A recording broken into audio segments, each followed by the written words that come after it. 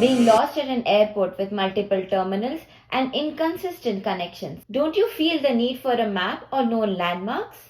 Well, a robot may not express, but they too feel the need for a lot of external input that we as humans gather and take for granted. In this fourth video of the Robotics Pico degree, we will explore and learn the usage of the G-mapping package, which aids in solving the SLAM problem.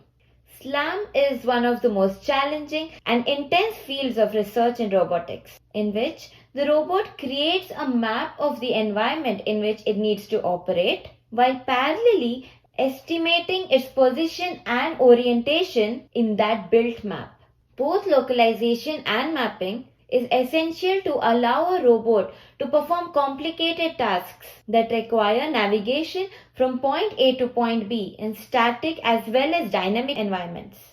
This is achieved using several complex algorithms which combine or fuse together the information gathered from different sensors mounted on the robot, such as the cameras, radars, lidars, etc., which is used to compute a best estimate of the robot's location as well as the surrounding free space and obstacle space. Do note that these terms have a significance only when we talk about a truly autonomous mobile robot. The concepts of localization, mapping, SLAM and G-mapping has been explained in a previous video as a part of the robotics concept series.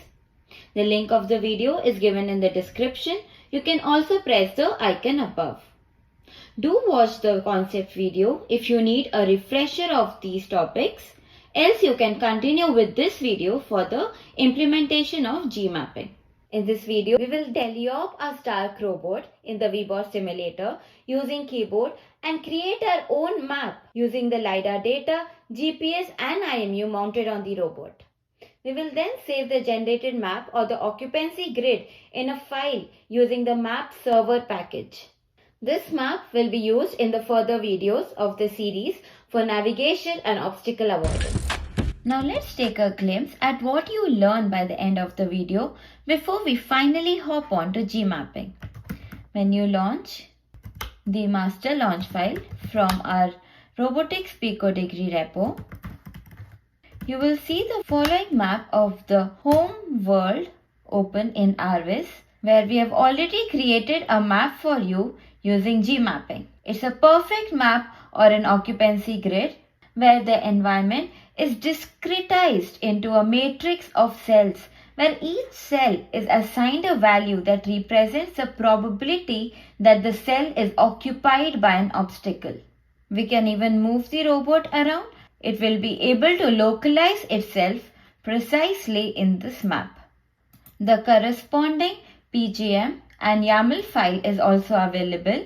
Hence, you can reuse this map for any navigational purposes in your custom project.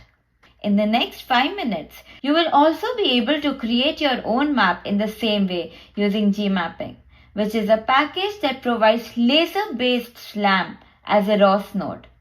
Now we'll move on to getting hands-on as we use this process on our Stark robot and create our own 2D map. So let's check out to our Robotics Pico degree repository, which you probably already have if you have been following the series. Else, you can clone the repository from the link given in the description. So let's check out to the mapping branch. Git checkout mapping. Let's catkin make.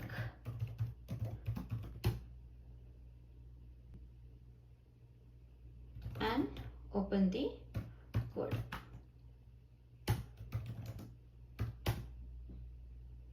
Do note that to use the G-mapping node directly, you will have to install the SLAM G-mapping package.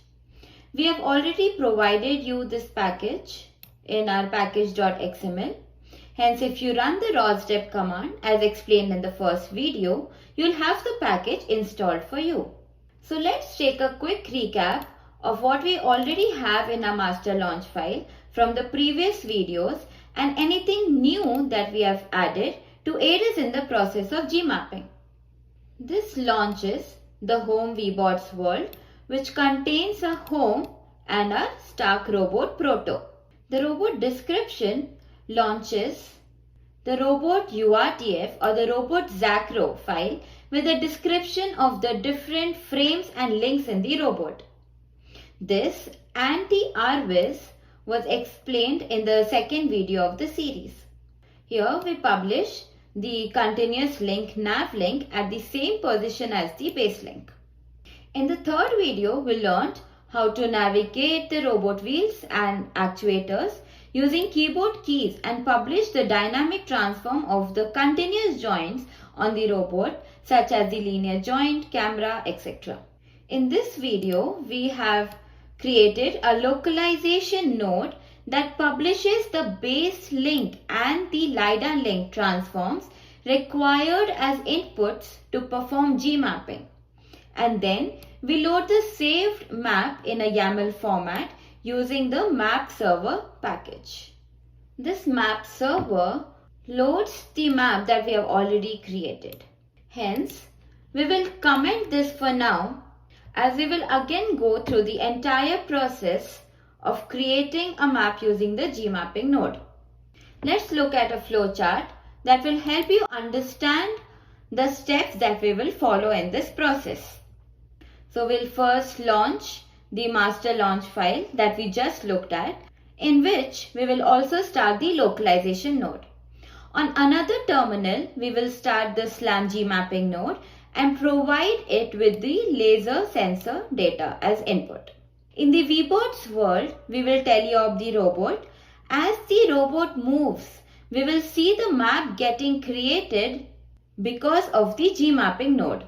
We will then see how this map is being received on a topic and then can be saved in an image and a YAML format using Map Saver. The generated image can then be loaded and used for different navigational purposes. So let's get started. I'll launch the master launch file, which brings up the VBots world and the visualization tool RViz. Here you'll see the Stark robot in VBots and also in RViz with all the transform being published by the robot state publisher. Let's give the laser scan the correct topic name, and you will see that the red lines are the laser scans from the LiDAR mounted on the robot. Let me move the robot so that we can get a clearer view. You can see the scan output change real time in RViz. Now, if I do a ROS topic list, you will see the different sensor data being published by VBots, which corresponds to the different features of the Stark robot that we have shown in the previous videos. An echo on the map topic, ROS topic echo map, will show you that there's no data being published. Now let me start the Gmapping node on a new terminal. ROS run Gmapping, SLAM Gmapping, scan. As we already know, Gmapping needs a laser scan data as an input. So let's copy the topic corresponding to the laser scan and paste it here. As soon as I hit enter, you will see the map getting populated. I'm able to see this because I've added the map topic here. Do note that when you see this on the screen registering for scan, we know that the Gmapping node has started successfully. Now if we go back and do the same ROS topic echo on the map topic, you will see that it is being populated. We see a matrix of values, and if you do a ROS topic info on the map topic, you see that it is being published by the SLAM Gmapping node. So what does this map topic actually represent? If we move the robot around, you will see that the robot continues to build the map around it. As the laser scan hits the different parts of the world, the map continues to build. This 2D occupancy grid or map is what the Gmapping node actually outputs. Here the environment is represented as a regular grid of cells where the value of each cell encodes its state as free, occupied or undefined. Here, the greenish grey cells have unknown occupancy, the white cells are free, and the black cells are considered occupied. This occupancy value of each cell is determined using a probabilistic approach that has the laser data as an input to estimate the distances from the LiDAR to the surrounding objects. Every time a new measurement is made, the cell value is updated using a Bayesian approach. Let's move the robot and let it map the other areas. What we just did here is a huge mistake. Never make your robot jump like this during mapping. What just happened here is that as the robot collapsed, the LiDAR mounted on the robot, which should have typically seen a 2D plane, instead captured the floor and considered it an obstacle. That's the reason you see this line here, which is actually not present in the world. Hence, we learned two things here. It's best to complete the mapping process with the LiDAR at the same static location with respect to the base link. Of course, you can change the static link later once the map is made. Second, while performing SLAM, if you pick up and move the robot without the wheels actually moving, it is a big problem. This is because the odometry data will remain constant, leading to a mismatch in where the robot actually is and where it thinks it is. This will lead to wrong pose estimation or localization. However, this is not a problem for us as we will directly be providing the robot's location to the Gmapping node. Hence, when you complete the mapping process without giving the robot a sudden jump, you will be able to create a map of this world as shown above. Now, how is Gmapping able to do this? Let's take a look at a Gmapping diagram and see whether it received everything that it needed. Yes, we did pass the laser scan as an input. Second, it needs some form of localization or an estimation of the transform of the robot base link with respect to the map link or the ODOM. So how do we provide pose estimation of a robot in VBOTs? We know that robot localization algorithms uses information from different sensors. The type of sensor used can range from relative to absolute positioning measurement. Relative measurements include sensors such as wheel odometry and IMU, where the measurements are incrementally used in conjunction with the robot's motion model to find the robot's current position. Though these methods are very precise, wheel slippage and drifts can lead to increased errors. Absolute measurements are more direct and mostly include sensors that estimate a distance by calculating the phase difference between the waves sent and rebounded. These methods are independent of the previous location estimates and hence the error does not grow unbounded like in the previous case. Now each sensor has its own limitations. That's the reason it's a critical decision to choose the right sensor that can complement each other based on the application along with good sensor fusion techniques. The different techniques use probabilistic algorithms to deal with problems such as noisy observations, sensor aliasing, etc. to generate not just an estimate of the robot's pose and orientation, but also a measure of the uncertainty or confidence associated with that location's estimate. Hence, localization is a challenging field in itself and beyond the scope of the video series. But we still need localization to perform Gmapping. Hence, we use the GPS and the LiDAR sensors available in VBOTs that we have mounted on the robot to provide us with the position and orientation of the robot respectively. Let's look at what we receive on this sensor topics. RAS topic echo, cam, global values. This gives the XYZ coordinates of the location of the GPS with respect to the map link in VBOTs. Similarly, if we look at what the IMU publishes, We see that it gives the pose and orientation in a quaternion form. So let's see how we use these sensors to publish the base link. You must have noticed that every time you launch VBots, they have a special name of namespacing the different sensor topics and services based on your robot name.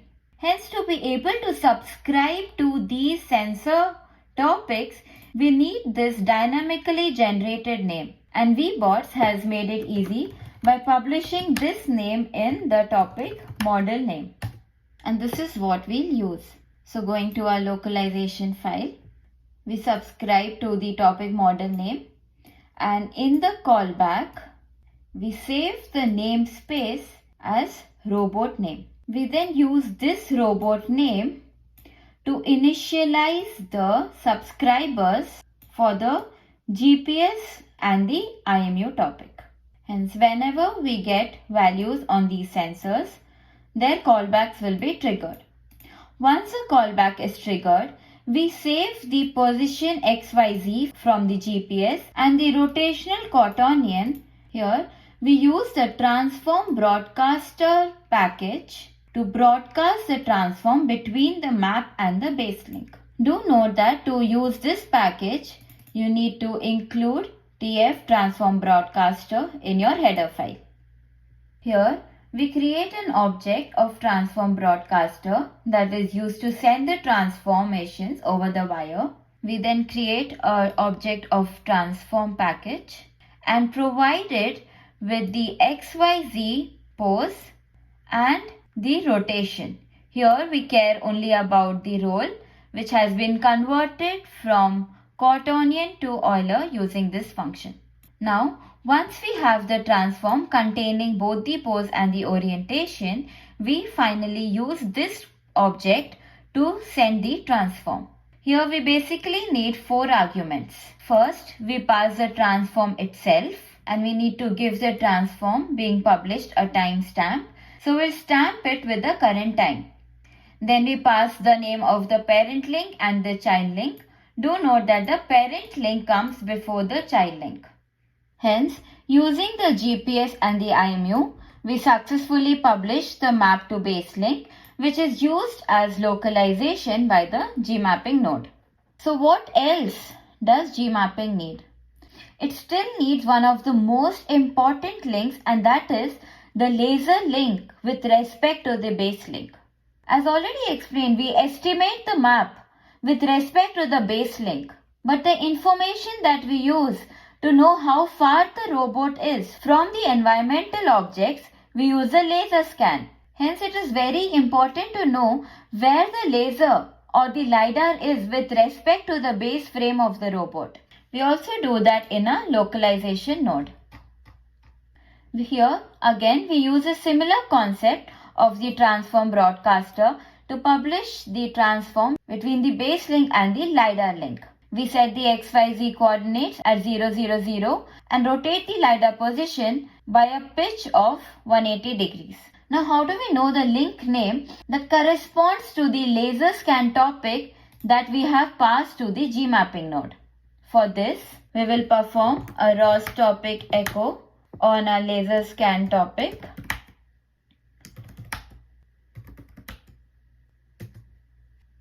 This is what the laser scan gives as an output, and we see that here the frame ID is the dynamically generated namespace followed by the name LiDAR.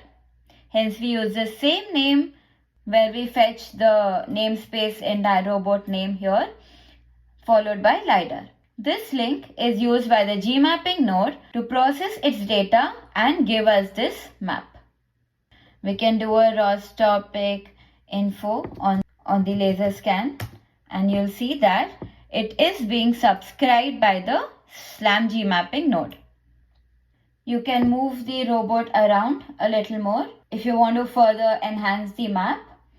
For now, we will pause it here and we will save this generated map for further applications using map server package. We do ROS run map server map saver and give it some name. Let's give it the name test. Here Map Saver retrieves this map data and writes the data on the test.pgm and test.yaml output files. You will see the generated files in the VBOTS workspace. Actually, we should have placed the files in the source folder, in our repo, package name, maps folder, test. Maps is a folder where all our generated maps reside. Now if you go to this is what we created the first time. So it's robotics, bring up maps. You will see the newly generated test.pgm and test.yaml.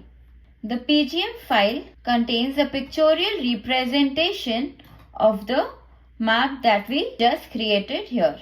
This pgm file is called as an image in the generated YAML file. The path here can also be just test.pgm as it resides in the same location as the YAML file. This is the resolution of the map in meters per pixel. This is the 2D pose of the lower left pixel in the map. Your 0 indicates that there is no rotation, as we already know that the white represents free cells, the black represents occupied, and the gray represents unmapped. So you use negate when you want to reverse this logic. Pixel values with occupancy probability greater than this threshold are considered completely occupied. Occupancy probability less than this threshold is considered completely free. Now, if I go ahead and close everything. Now if I go to the master.launch and uncomment this and pass the argument as test.yaml and launch our master launch file, bring up